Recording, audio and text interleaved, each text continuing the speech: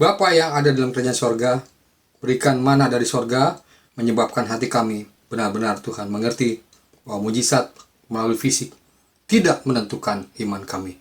Dan kami juga tahu Tuhan, bukan berarti kami tidak menginginkan mana dari sorga, tapi pemahaman tentang filosofi yang jelas tentang hidup kami, untuk kami mengerti bahwa Engkau begitu luar biasa. Tunjukkan kekuatan dan mujizat Engkau pada hari ini melalui perkataan dan pendengaran kami Tuhan. Dalam nama Tuhan Yesus kami berdoa. Haleluya. Amin. Selamat pagi Bapak Saudara sekalian. Pagi yang luar biasa yang menggugah hati kita untuk melihat dengan jelas. Bapak Saudara sekalian, saya akan memberikan satu tema tentang filosofi ubi dan telur.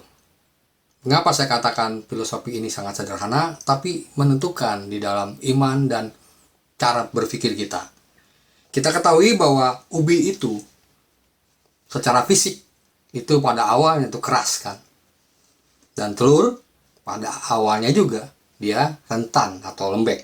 Apa yang terjadi Bapak Ibu sekalian pada saat proses ada disiapkan air panas yang direbus, kemudian kita masukkan ubi tersebut dengan telur. Terjadi perbedaan. Yang jelas perbedaannya adalah kita lihat ubi pada saat sebelum direbus kan keras. Tapi setelah masuk dalam air panas, apa yang terjadi Bapak Ibu sekalian? Dia lembek. Tapi sebaliknya, telur pada saat direbus, dia menghasilkan telur yang keras, bukan lagi lembek. Maksudnya apa? Di dalam kisah ini kita melihat bagaimana terapi padang pasir yang dilakukan Tuhan pada bangsa Israel. Nah, Bapak Ibu sekalian, kalau kita melihat padang pasir adalah padang yang begitu panas, tidak ada hal yang mungkin secara batin kita lihat atau dengan mata kepala sendiri kita lihat padang pasir merupakan lembah kematian.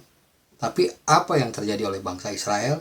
Dan menariknya, bangsa Israel di situ membuat suatu narasi yang luar biasa tentang bagaimana perbedaan ubi dan telur itu terjadi dalam iman dan masa depan bangsa Israel.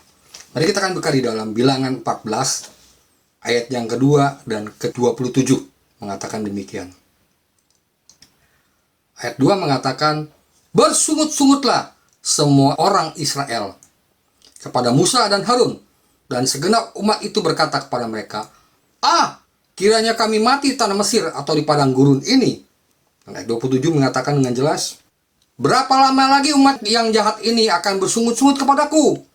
Segala sesuatu yang disungutkan orang Israel kepadaku telah kudengar." Bapak Saudara sekalian, perhatikan baik-baik. Musa pada saat dia belum bertemu dengan Tuhan, dia begitu keras, begitu tidak mau dipakai oleh Tuhan, dan sehingga Tuhan hanya menunjuk dia sebagai pemimpin bangsa Israel.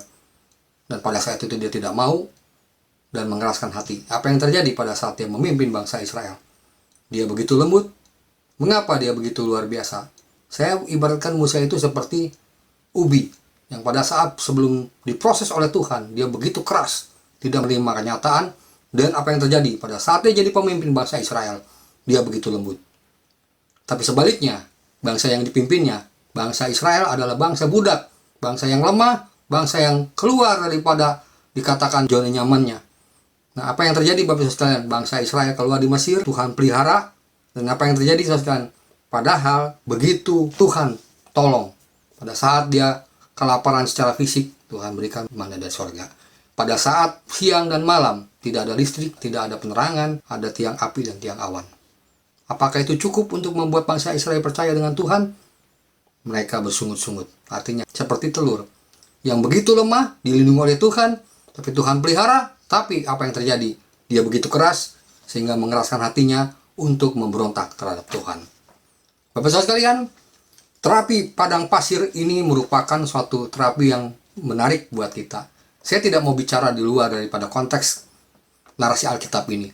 Ini membuktikan kepada kita pada saat kita menghadapi masalah besar, pada saat kita menghadapi situasi seperti ini, saudara mau pilih ubi atau telur? Bapak Saudara sekalian, kita bisa melihat bahwa kenapa Musa dalam terapi padang gurun menghasilkan kelembutan hati. Kuncinya yang pertama, dia saat punya masalah, dia datang kepada Tuhan.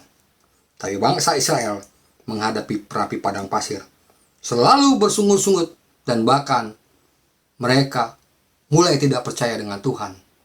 Padahal sebetulnya Bapak Saudara sekalian perhatikan baik-baik, mengapa kita tidak mengalami mujizat? Padahal mujizat itu sudah terjadi kan? Mengapa kita menginginkan mujizat menurut versi kita? Ternyata Bapak Saudara sekalian, mujizat fisik tidak dapat dikalahkan oleh mujizat hati. Musa yang begitu keras ketika ada terapi padang pasir, dia begitu lembut.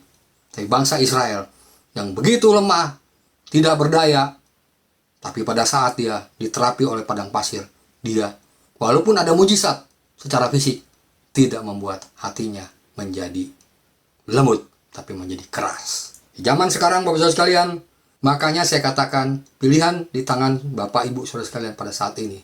Apakah Bapak Ibu Saudara sekalian, saya bicara berdasarkan konteks Alkitab dan saya bawa informasi ini pagi hari ini kepada Bapak Saudara sekalian. Saudara mau pilih mana? Menjadi ubi atau menjadi telur? Saudara mau pilih mana? Menjadi Musa atau menjadi bangsa Israel?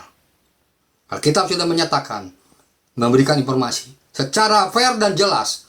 Siapa yang bersungut-sungut, siapa yang tidak menerima kenyataan, kenyataanlah yang akan menghancur saudara-saudara dan saya. Tapi kenyataan akan berubah pada saat engkau mau mendengarkan dengan mata iman kita. Sebab itu, bagaimana kita akan menghasilkan mujizat dalam 2 detik jikalau kita melihat informasi ini dengan jelas. Amin. Firman Tuhan.